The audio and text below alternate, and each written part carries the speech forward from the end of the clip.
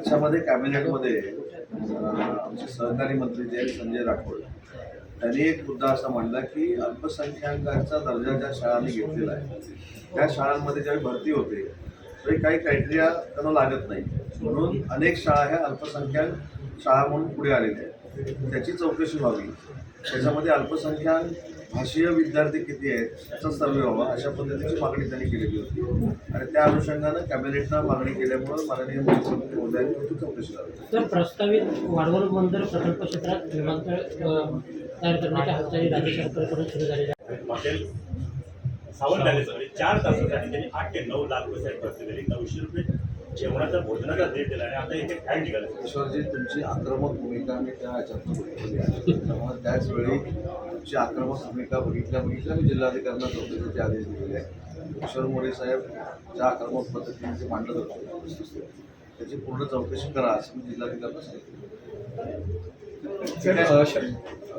शरद पवार साहेब आणि संजय राऊत ते आज एकाच व्यासपीठावरती येताना पाहायला मिळाले. त्या पद्धतीने संजय राऊतांनी टीका केलेली होती. त्यानंतर पहिल्यांदाच हे दोन नेते एकाच व्यासपीठावरती येत आहेत.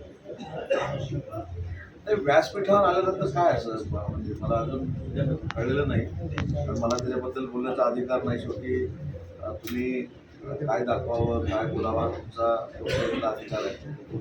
पण व्यासपीठावर आले तरी प्रॉब्लेम, व्यासपीठावर नाही आले तरी प्रॉब्लेम, एकामेकाकडे बघितला तरी प्रॉब्लेम, एकामेकाकडे बघून हसलं तरी प्रॉब्लेम.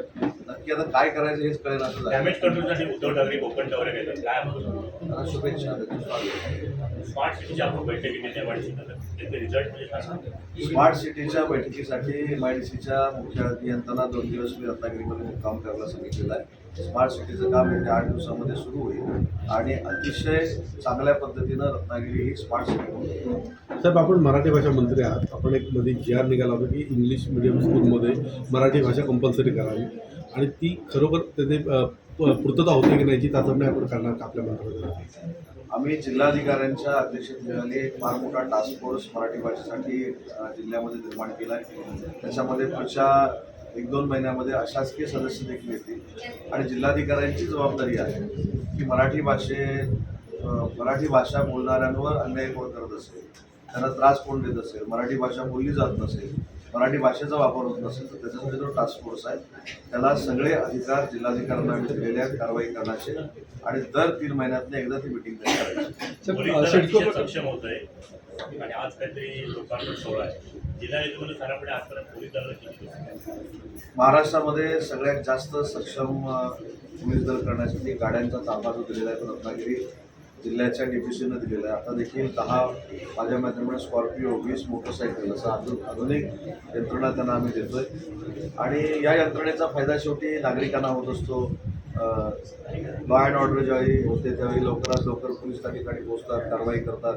तर त्या दृष्टीनं हा महत्त्वाचा टप्पा आहे आणि तो परत मला असं वाटतं की हा टप्पा झाल्यानंतर पुढच्या DPCला देखील जिल्ह्यातली सगळी शहरं ही CC कॅमेऱ्याच्या अंडर यावी हा प्रस्ताव माझ्याकडे दिलेला आहे आणि ती देखील कारवाई आपण करतो. वाढीव DPCचे आले म्हणजे मला राज्य नियोजनामध्ये बैठक झाली काही वाढवून देणार नाही, त्याच्यामध्ये 360 कोटीचा जो आराखडा आहे तो वाढवून देतो असं अजितदादांनी सांगितलेलं आहे आणि त्याच्यात आम्ही वाढवू. साहेब, सिडको प्रकल्पातील 900 कोटी रुपये जे आले होते सिडकोसाठी ती चौकशी करा असं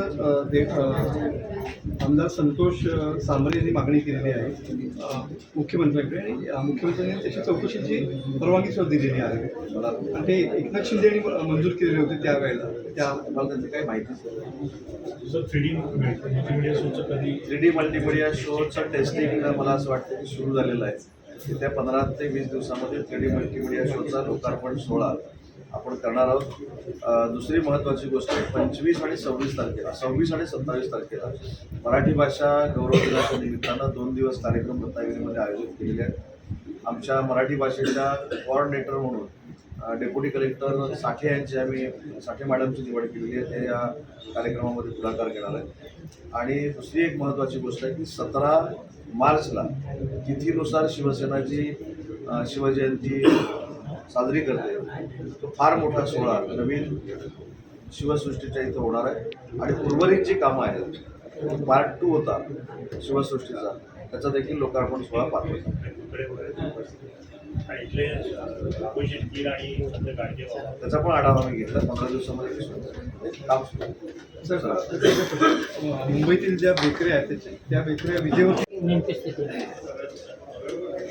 दुसरं विमानतळ नवी मुंबईला होतं आणि वाळवंटच्या बाजूला देखील विमानतळ असावं ही भूमिका सरकारनं एवढ्यासाठी घेतली आहे. कारण देशातलं सगळ्यात मोठं बंदर हे त्या ठिकाणी होतं आहे.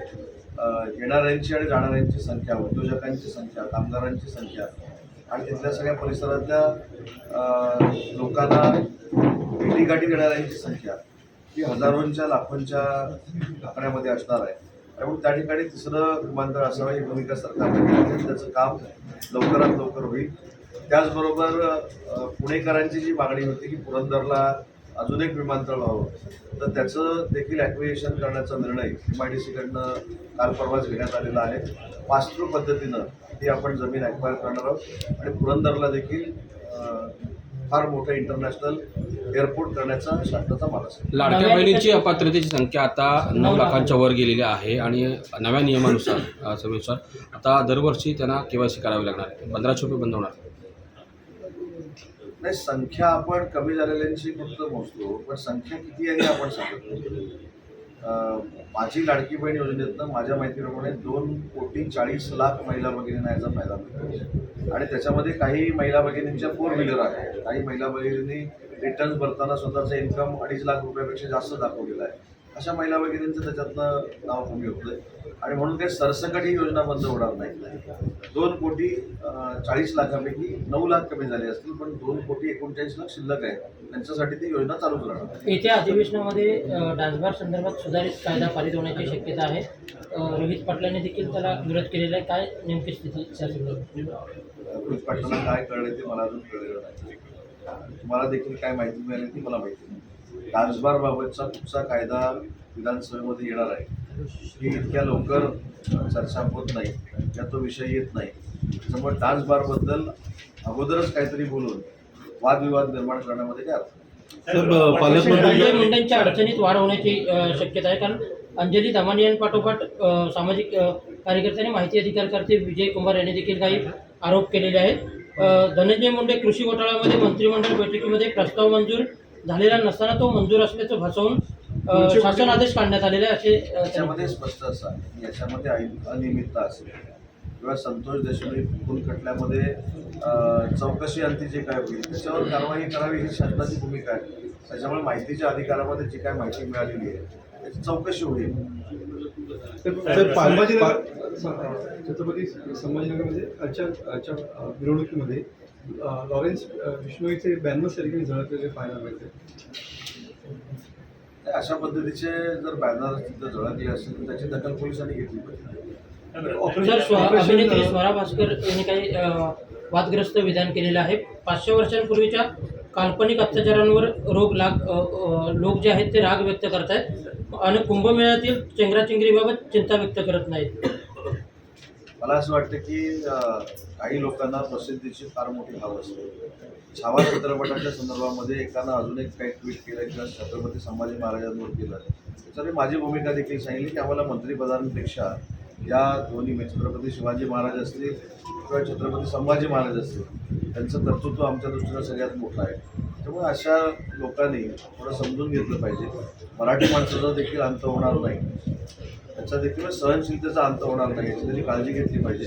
आणि मी तर काल असं सांगितलं की अशा लोकांवर देशद्रोहाचा खटला दाखल झाला पाहिजे. तर ऑपरेशन टायगरसाठी 12 मंत्र्यांवरची जबाबदारी एकनाथ शिंदेने दिलेली आहे. प्रताप सरनाईक आहेत आणि या संदर्भातलं मार्गदर्शन स्वतः एकनाथ शिंदे यांनी करतात असं म्हणतात.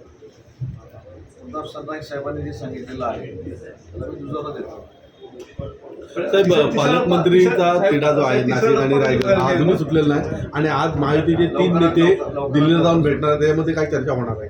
लवकरात लवकर सुरू. साहेब तिसरा टप्पा ऑपरेशन टायगरचा तिसरा टप्पा भाजपला बघायला मिळेल का? सगळ्याच तालुक्यामध्ये बघायला मिळेल. राजापूर आहे, राजापूर, लांजा, संगमेश्वर, रत्नागिरी, गुहागर, चिपळूण, दापोली, मणिनगर, खेड.